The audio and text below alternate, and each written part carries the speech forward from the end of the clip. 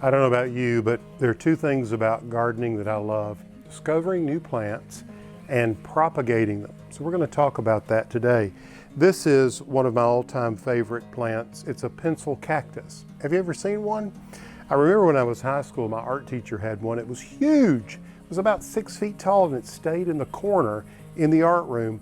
No windows. It was just fluorescent lighting, and it thrived, and it made an impression on me.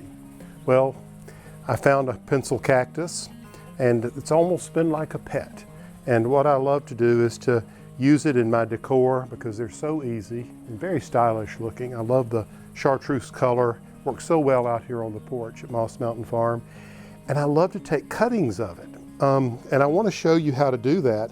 It's really quite simple. I'm just cutting off some of these stems down in here.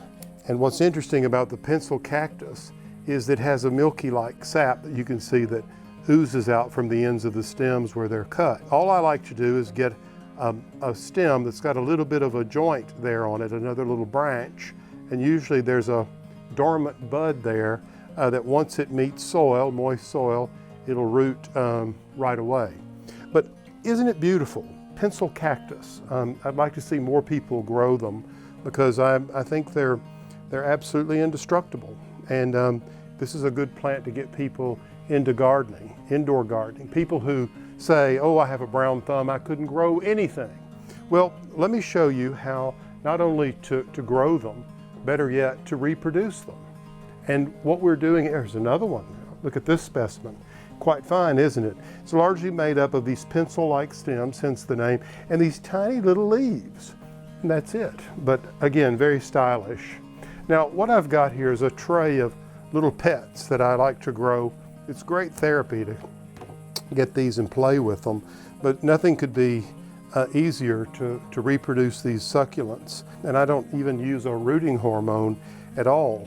Here's one that I just pulled to show you. You can see this one's been in for about 2 weeks in the soil, and you can see this root that's already emerging from the side. They're just that easy. And what I'll do is just take this into one of these little pots, the stem, and just push it into the soil like that. I've got another one here that I can cut off and just push it into the soil like that. This is just potting soil. And they'll root. There's so much moisture in these succulents, in the leaves, that you don't really have to just constantly keep them moist. That's what's so wonderful about it. And I've got a lot of others here that I'm growing as well. This is the old burrow's tail. Whoops, that piece fell off. Well, we know what to do with that, don't we? Just stick it in the ground, and there's some little roots on it. But even on burrow's tail, you can take the stem like this, or you can take just a little leaf. And I brought one just to show you.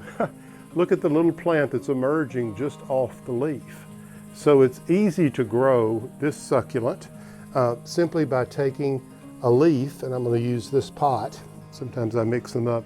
I can just take that little leaf and I can just put it on the soil, and where it touches the soil, it'll begin to grow roots. What could be easier, right?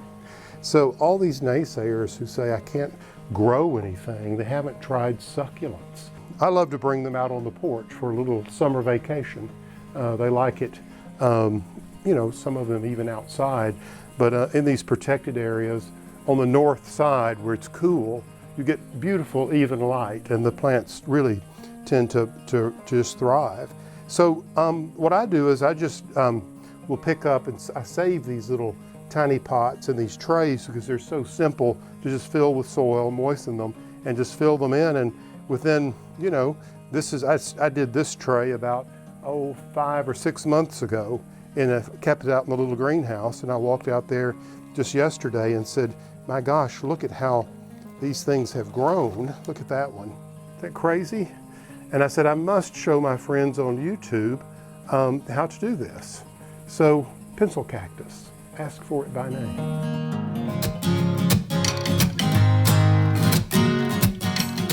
I'd like to thank First Community Bank for making this video possible and their support of our pollinator community.